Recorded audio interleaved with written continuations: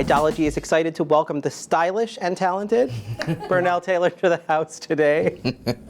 I heard you were almost going to wear like your acid wash denim jacket. Yeah, I should have wore it. You know, I heard your comments. You said I should have wore it. So is this Fresh Prince of Bel-Air, Miami Vice 80s thing? It's coming back, and I'm just like an old person who doesn't get that. Is that what's going on here? That, and as a person right now, I'm not that polished yet. So, I mean, the things that people don't agree with, you know, it's okay with me, but I agree with it. I've worn an Old Navy t-shirt on this show before, Right. So come on. I think we've got to start with your audition, or maybe even before your audition. You had a rough couple of years prior to your Idol audition. After Katrina, I bought Chris Brown's first album, and from the beginning of the song, I was like, you know, this is what I want to do. I want to sing. I want to be a singer. I actually auditioned in 2010, and I didn't make it far, like, at all. I didn't even make it past the first round. But I did X Factor the March before I did, you know, American Idol, and I only made it to the second round. So after that, like, I was like, I'm done with these shows. I'm not doing it no more. And his second round on X Factor, that's pre-judges, right? Yeah. Okay. And I saw the finale. I watched the finale, of course, and I saw that they were coming to New Orleans, and I said, you know, I turned to my mom. I said, maybe I should do this. She's like, do it. And I was like, okay. But I didn't expect to get, you know, where I got. How did you settle on I'm Here? Were you a Fantasia fan? I was originally supposed to do I Can't Make You Love Me by Bonnie Raitt. I changed my mind because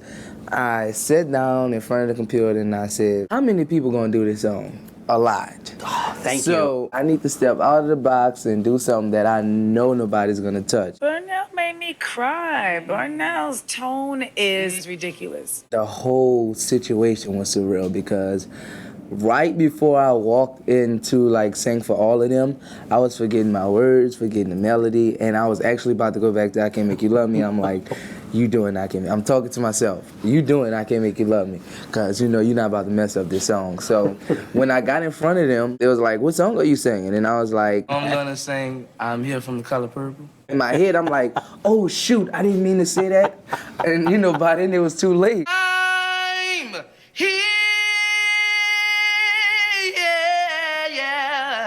That's the things that they was telling me. I was like dreaming. I was looking over their head the whole time because I couldn't watch them tell me what they were saying. All I can say is somewhere there's a spotlight right now just waiting for you to walk into it. This whole competition, I never felt like I was winning it because that wasn't my main goal.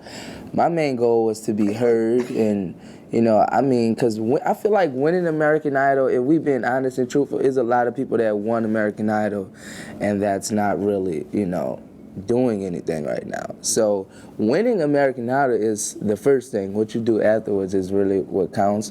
So I mean, I was just trying to take the platform that I was given and, you know, make something out of nothing and build on top of it. Top 10 week. I've got to ask you about your song choice, Flying Without Wings. Was that one of those weeks where you had a short list and sort of ended up with Flying Without Wings, or were you like eager to do Flying Without Wings? Honestly, it was out of Flying Without Wings, Summertime, and Always on My Mind. But I didn't do Summertime because I did Summertime for my first audition in Hollywood Week. Also, you know, nobody really should do it after what Fantasia did right, with Summertime. true, I mean, let's be honest. True, but shout out to Fantasia. I feel like everybody else, nobody even thought about doing the Ruben song, which I feel is kind of like really not cool because I feel like even though Ruben is not mainstream right now, I still feel like he deserved the proper homage. You're flying without wings. Anybody really that was on the show, I pay homage to. Right. It can be from the people like Joshua, Jessica, because they made it possible for us to have a season 12. Top 9 week, Let It Be. I don't know the song at all. I think a lot of people thought I didn't know who the Beatles were. Okay. I know who the Beatles are. I just didn't know their songs well enough to be performing it on a live TV show. Shine into tomorrow, let it be. But at the same time, I didn't make no excuse about what I was given because I knew that we're in a competition now where it should be based on our hard work. I wouldn't even say necessarily the voice because some of the most successful people out in the industry today doesn't have the greatest voices. But they put the work in, and you know, they do all the behind the scenes stuff that they need to do. Right. And I think that's very important. How many times did you listen to Let It Be that week, if you had to guess? Honestly, I am not the type of person put the lyrics in front of me and be like, I'm gonna learn this, because I feel like that's just only gonna make me mess up even more. I just kind of let it come to me. I practice it, you know, one time full out, and then casually just singing the song, you know, when I'm not doing nothing, or I think that helped me learn it. But I'm not the type that's gonna force myself to be like, you're gonna learn the song, because that's only putting stress, you know, on me and my voice. So, I mean, I just let it come naturally. I've got to ask you about Top 8 Week, My Sherry Amore. You added M's to the ends of many words. My Sherry Amore. And it was super distracting. And I think your vocal otherwise would have been great. But that, like, I think that took, at least for me, the M's took me out of the vocal and I didn't know what was going on. How could you ignore me? Were you aware of the M's? I mean, Was it you and a couple of other people, but at the same time, a couple of other people wasn't on stage singing. Okay. So, you know. You're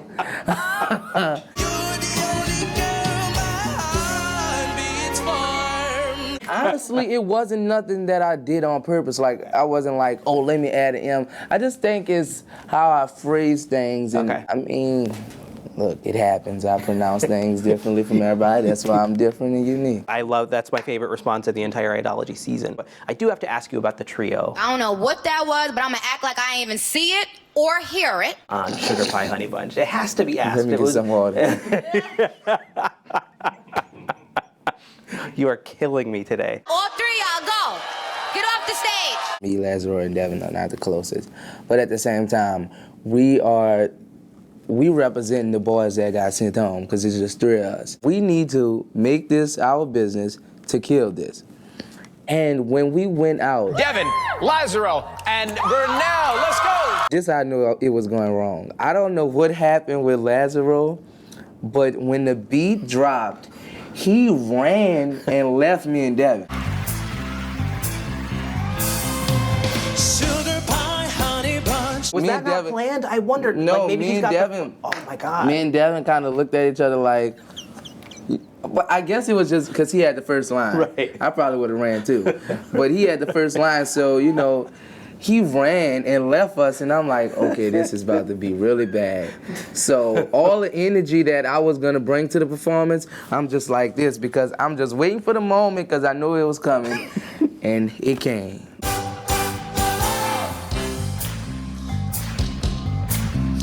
I was like, oh, is this really happening? Yeah. Is this really happening? What happened with the song? Talk to us. What I was supposed to do?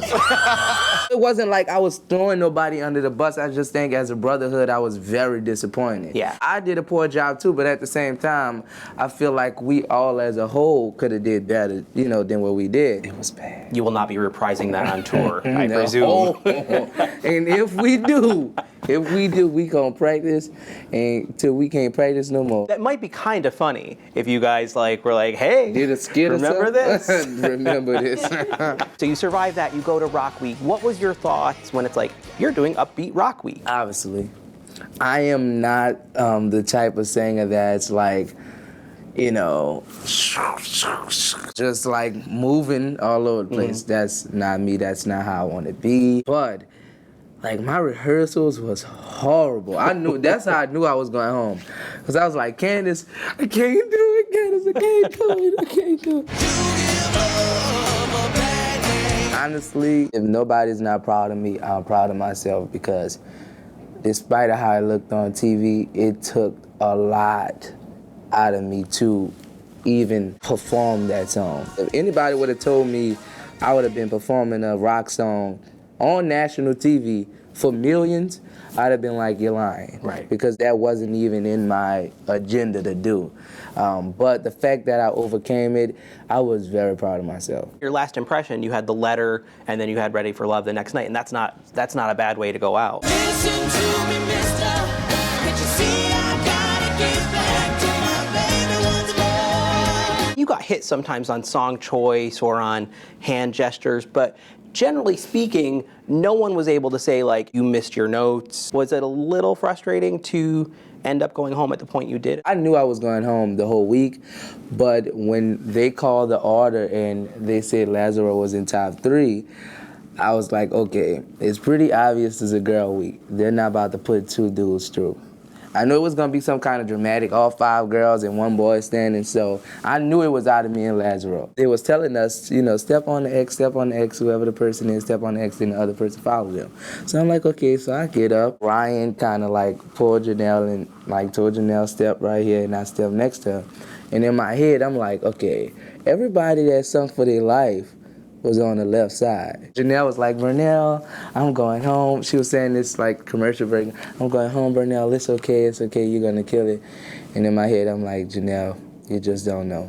I'm going home. My voice, my eyes, my soul, my mind. I knew they wasn't gonna use a save.